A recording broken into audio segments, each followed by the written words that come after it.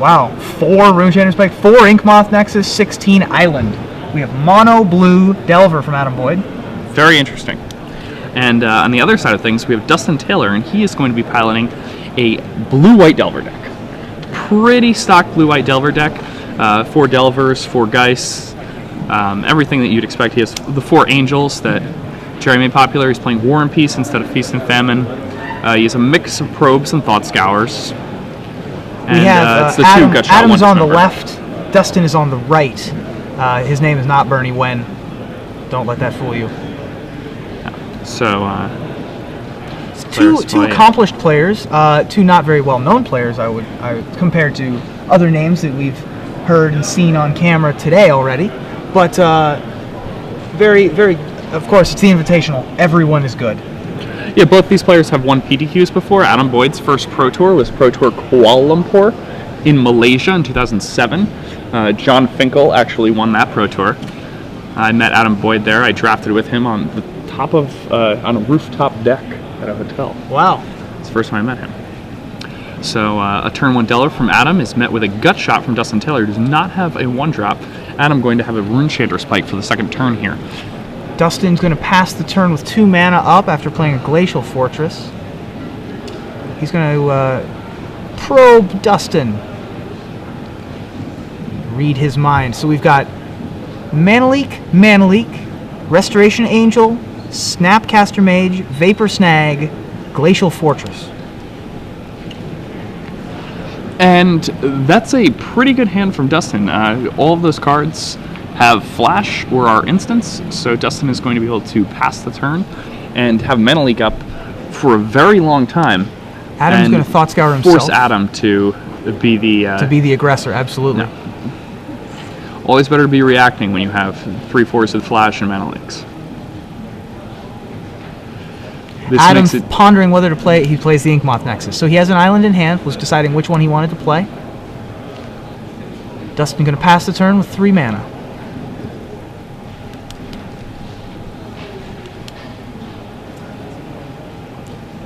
All right. Looked like another probe. Yep, there's another probe from Adam Boyd. Going to go down to 18.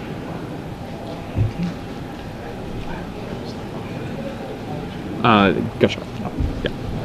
So Adam Boyd going to go down to 16. My apologies. He played two probes. Now, here one option is to activate the Inkmoth and equip the Rune Shader Spike and get Vapor Snagged. Right, if he plays a land. He needs another land in order to do that. Oh no, you can't do that. His opponent he knows his opponent has Snapcaster and has the Gut Shot in his graveyard. Also has Snag, yes. Yeah, He can't activate. What are you doing? All right, well, he's just going to go for it. Get Snapcaster Gut Shotted. Unless he has Mental Misstep in hand, which he does not have in his deck. Or no, he's Mutagenic Growth in his hand. Oh, does he? He must have it. There it is. Wow, yeah, he must have quite it. Good. So that's going to be a lot of damage coming through for Adam Boyd. How many poison? That's at least 3. Oh, it's going to get Vapor Snag, so none. Never mind. 0 poison. 0 poison coming through. That would have been a lot of poison. It would have been.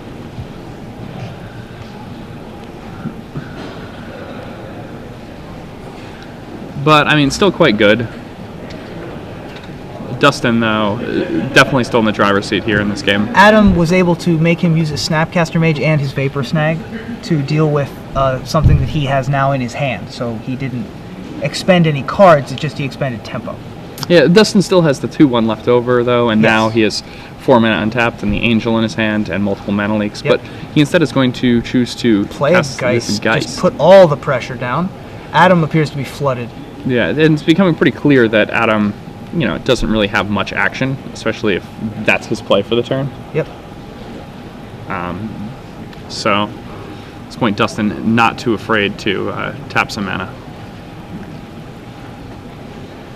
And another Snapcaster Mage that's going to let Dustin flash back that Vapor Snag at a moment's notice. Pretty good. Cracking in here for 8 damage, going to drop Adam down to 5, and with 2 Mana Leaks and 4 mana in play, it's going to be pretty hard for Dustin to lose this one. Yep, agreed. There's the Angel. We already saw 1 miss trigger today. We don't want to see any more.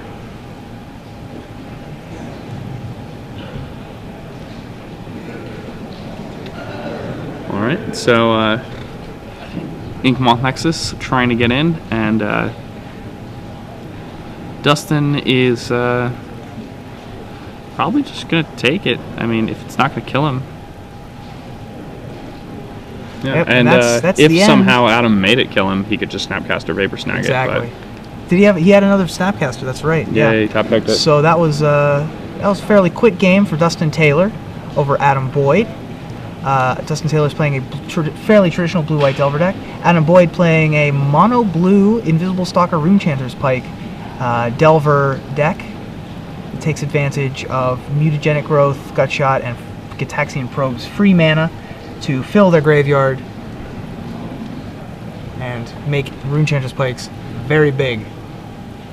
These Runechanter's Pikes are really good in Adam's deck, and there Dustin had an incredible draw against what Adam was trying to do. Those are some of the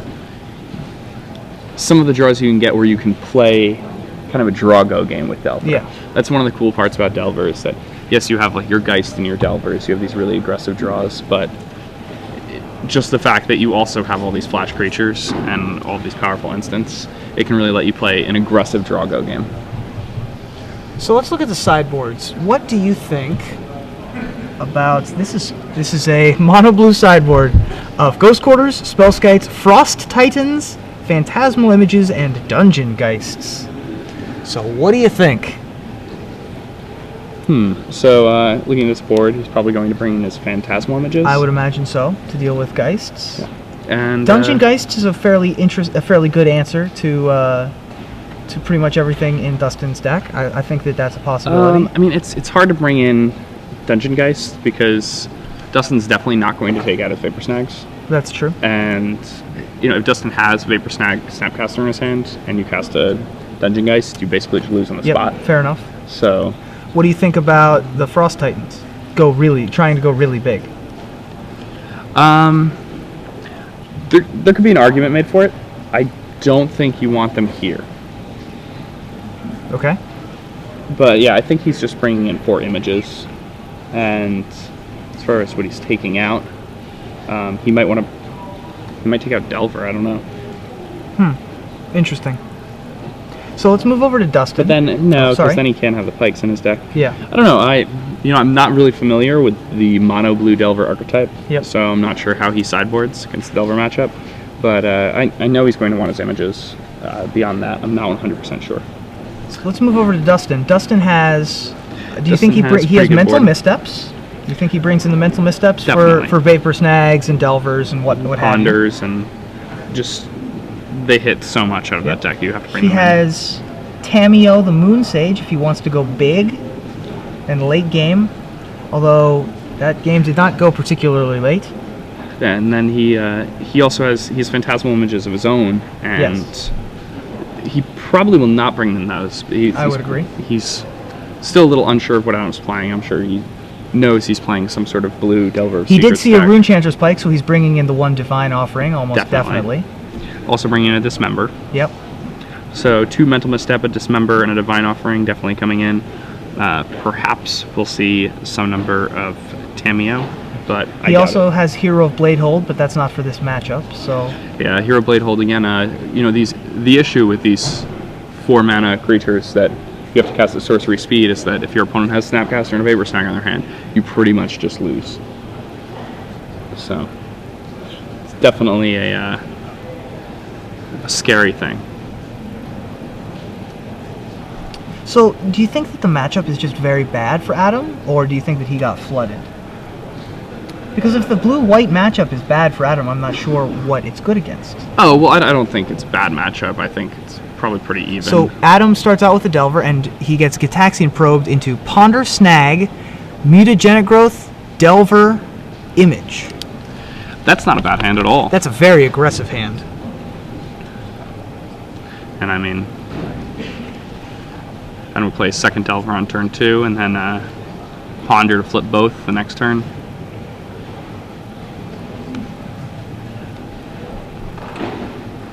Pretty draw dependent here. Adam with the 1 land hand, still he can cast every spell. I in his believe hand. he has Cavern of Souls also, so he has 2 lands.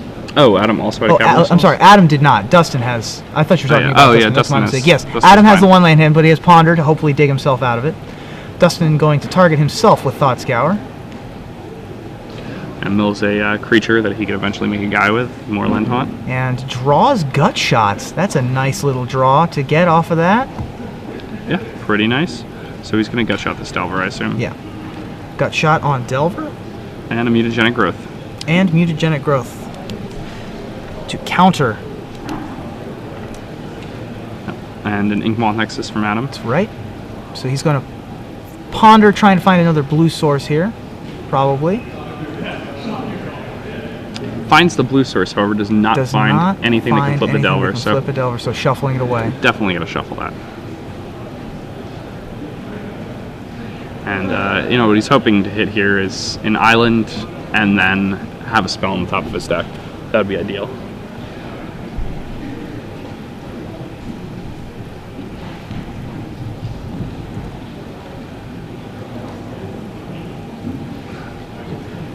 This mono blue deck is Yep, and he hits bizarre. the island. Gets the island. Yep. Attacks for 1 with his Wandering Ones. And another Delver.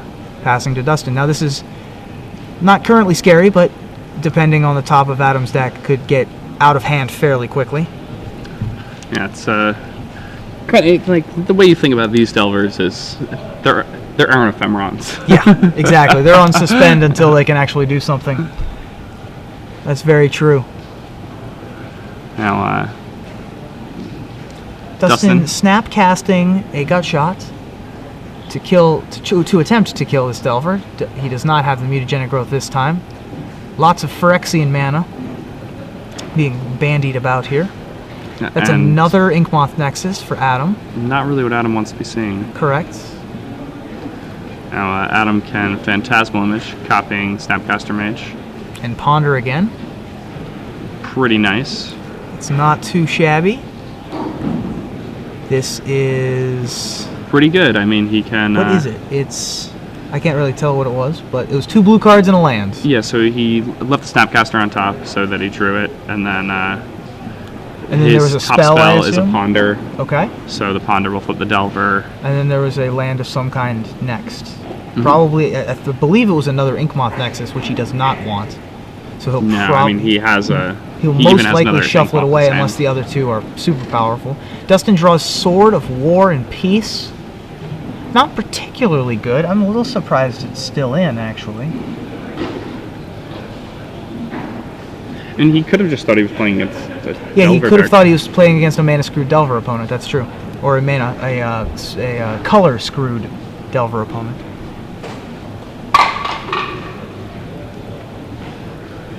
I mean, his opponent did have like 8 lands, though. That's true. He did play a lot of islands. I think that he could have gotten the hint. So this is a Moorland Haunt for Dustin. There you see him on your right.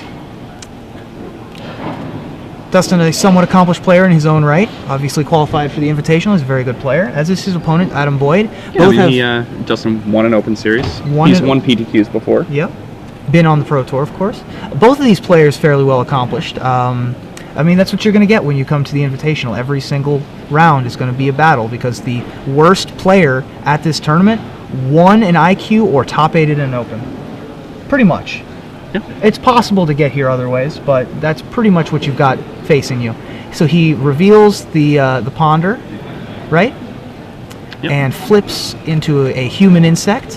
His top cards are another Delver, a Inkmoth Nexus, and probably just a Shuffle. Yeah, that is not what you want to be seeing. The Delvers have lost a lot of value by this stage of the game, especially if you can't guarantee their flip, and the other cards were just completely dead at this point.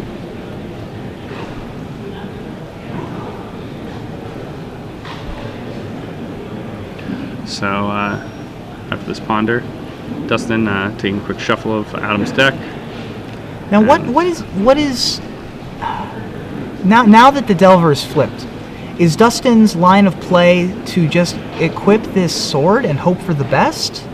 I don't understand the tap out on the sword at all, unless he's just completely out of gas. I mean, just having that sword in play is going to make Adam play much differently. He can't, he cannot get hit by that sword. Sure. Agreed. I just was very confused by it. I don't know. Maybe it was just he wanted to cast it while Adam did not have Mana Leak mana. Is that possible? That's possible.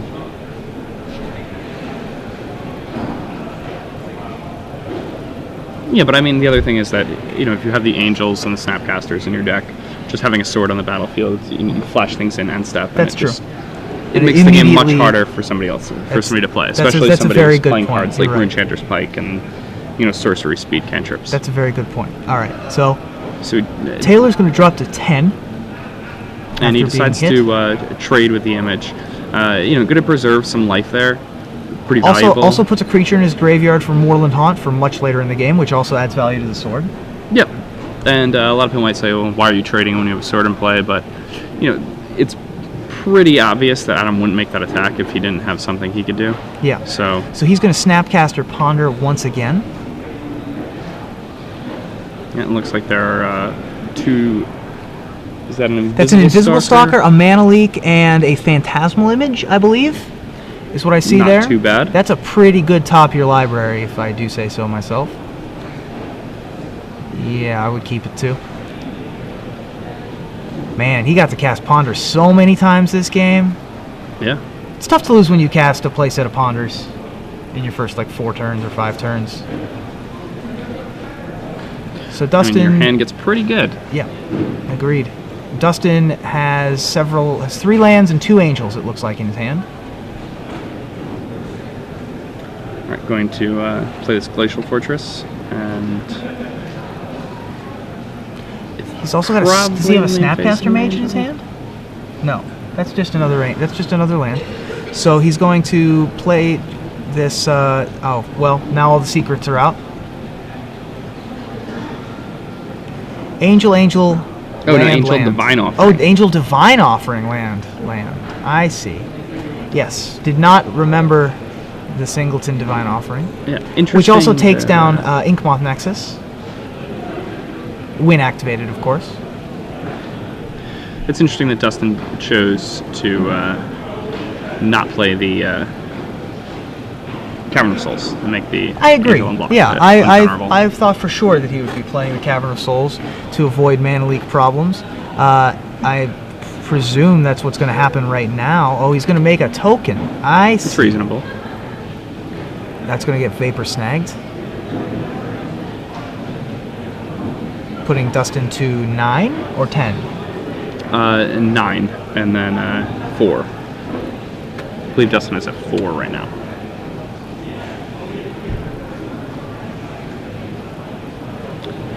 And Invisible Stalker comes down for Adam. Dustin draws a Delver of Secrets for his turn. So his hand is now 2 lands, Divine Offering, which has no targets other than his own sword, or an activated Inkmoth Nexus that will not deal him damage, per se. A Restoration Angel that will almost certainly get Mana Leaked if he chooses not to play this Cavern of Souls again. And a Delver of Secrets, which, at this stage of the game, is a 1/1 for 1. Yeah, I mean, I think he's got to just, you know, tap a blue mana, play the Delver, play the Cavern, and use the Cavern to resolve the Angel. And hope for the best. Cross his fingers. There's Cavern of Souls there on your screen. Much controversy surrounding Cavern of Souls, of course. The current ruling on Cavern of Souls is that if you tap it for a creature that you've named the creature type with, it is assumed that you used the second ability. That is different than the original ruling. Yeah, so something happening that's very interesting right now in the game. Adam cast a Phantasmal Image prior to his combat step and targeted his Vapor Snag. Targeted his Snapcaster Mage targeting Vapor Snag. Well, he copied his Snapcaster and then targeted his Vapor Snag, and that way he kind of gets the effect of a instant speed Snapcaster to bounce the Restoration Angel that Dustin could play. Yes. Remember that Snapcaster doesn't just give it flash for that phase, it gives it flashback for that phase, it gives it flashback until the end of turn. So by doing that trick with the Phantasmal Image, Adam is able to ensure that he can get Dustin's Angel off the table and attack for lethal. Many people assume that Snapcaster Mage, or they just sort of mentally assume that Snapcaster Mage, as soon as it comes down, that's the spell you're casting next. It doesn't have to be that way. You can play it and just say, I'm targeting this Mana Leak, and play the Mana Leak at any point during the turn. I've seen many times where I just flashed in a Snapcaster Mage and blocked, and then waited until the second main phase to play Mana Leak. And this, that's not really a difficult thing to see, but sort of as a mental practice for you at home, you can remember that it gives flashback until the end of the turn. Yep. Something you can definitely abuse. Yes. So does being on the play change anything for Dustin? Do you think being on the draw change anything for Adam? Well, I mean, it makes Dustin being on the play definitely makes things much better for Dustin and much worse for Adam. Oh, of course. With Delver of Secrets, that's something that exists. I think Adam's matchup here is really good. The gut shots and mutagenic growths are really strong here. Also, Invisible Stalker is pretty good in this matchup. Historically, like the old Delver matchups, Invisible Stalker was one of the most important things you could be doing. Then the format sort of shifted into dealing with Wolf Run and other decks where Invisible Stalker was actually just the worst possible card in your deck. Yeah, you had fight with flares and everything. Right, exactly. But nowadays, when you have these either control-y Solar Flare or long game blue-white decks and Delver, Invisible Stalker gains a ton of value. So when you're not playing against Bird's Paradise, you're pretty good. Yeah, Adam Boyd is somebody who you can usually look to have one of the more tuned decks in the room than anybody else. Yes. So we have a lot of awesome players here this weekend. We sure do. I've just found a picture on Twitter of Ben Weinberg against Brian Braun-Dwin, which would be, those guys are both end bosses of various tournaments, having finished very well in many tournaments. And next to them is sitting Sam Black. So this is a star-studded event we have here. John Cuvie, right? Cuvier, he won the Open that was held in Orlando a few weekends ago, and he is here. He is 2-0 right now. Cuvie is somebody who's really impressed me. Magic Online PDQs are huge and very difficult. I believe he top 8 3 in a row early season. Yeah, he's just a monster. Those are just impossible to act. Yeah, they're impossible to even top it. Like, you have to be a marathoner to even get there. All right, a turn 1 Delver of Secrets from Dustin Taylor is met by a turn 1 Delver of Secrets from Adam Boyd. We got dueling banjos. I was going to sing, but then I didn't. So you're welcome, audience. All right, so Dustin decides he's going to get some information. Shaxian probes Adam. His hand is Invisible Stalker, Runechanter's Pike, Phantasmal Image, Island, and Ink Moth Nexus. It's a lot of lands for an opener. It is. But, but it's also got Invisible Stalker Pike. But no spells. So the Pike is just pretty dead at this point. But it obviously has value as the game progresses. He has 24 instants and sorceries in his deck, so I do not doubt that he can find more. And several of them, Thought Scour, Ponder, and Gitaxian Probe, draw more cards. So, yeah. Ideally, so Dismember on his Delver from Dustin Taylor, dropping him down to 14, playing a second Delver. They're really putting Adam That on is another land off the top for Adam Boyd. Inkmoth Nexus, Invisible Stalker. Did he look at the top of his library, or he did? It was an island. It was an island. Adam choosing not to block here. Third Delver of Secrets. Ooh, but this is quite the research facility that Dustin has amassed here. There's a instant and/or sorcery. Yeah. Now notice that Adam, despite having so few lands in play and redraw value, chooses to pay for Gitaxian Probe. The reason he pays mana for that. Oh, he's at 17 right now. An attack. Okay, interesting. 1, 2. Yeah. So he's been hit 3 times. Yes. If those Delvers do flip, The difference between 17 and 15 is pretty huge. Yep. 5 hits from a Delver dead versus 6 hits from a Delver being dead. And he's going to need to find ways to get some of them off the board, because if he doesn't, he's just going to lose. So there's another Delver of Secrets. This is many, many Delver of Secrets. At Delver City over here. Still no instant or sorcery off the top for Dustin. Very few off the top for Adam Boyd as well. Yeah, a bunch of Delvers coming in for Dustin. Adam going ahead and trading with one of them.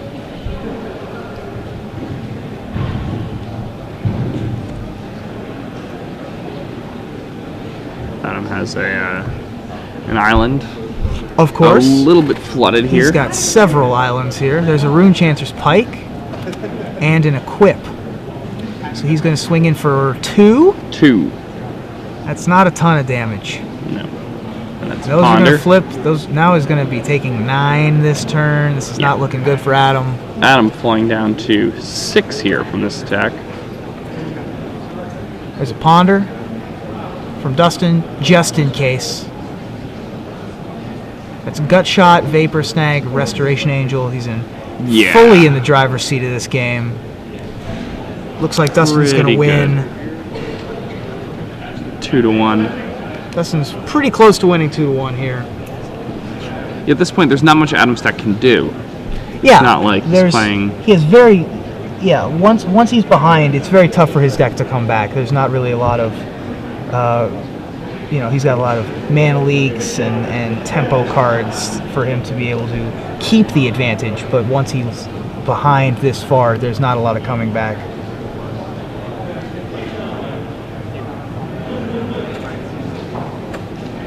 Dustin's still mulling over his near-perfect Ponder here. Yeah, I think just Vapor Snag, Restoration Angel, Gut Shot. Yeah. And then you have the Snag. I don't see why you would need the Gut Shot immediately. It is a pretty hard Ponder to put back, but it's funny that it's so hard because he's in such a position sure. that If he were in a guaranteed to tougher win. position, then it would be hard.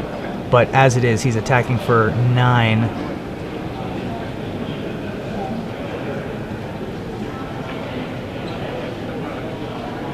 Oh, he's seeing if the swing back on the poison might get him. Yeah, fully in the driver's seat here. Yeah, just Although there's another Pike. Not going to be enough for Adam Boyd. does not look like it will be. He can take care of this Geist with his Phantasmal Image, and he'll still take 6. Or, no, he will have an Inkmoth Nexus to block, so he can theoretically survive another turn.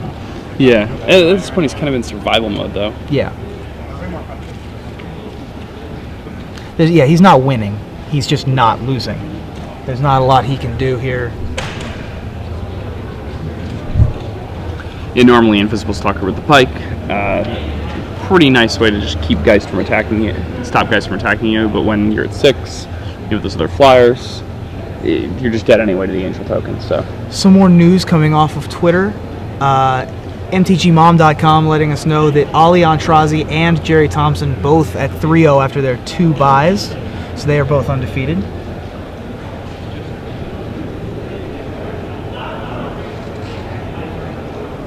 And this just in some really exciting news. Josh Ravitz just won a round. Yeah, 1-2. Nice. So, Phantasmal Image took care of the Geist. He has the Vapor Snag, and that's the game.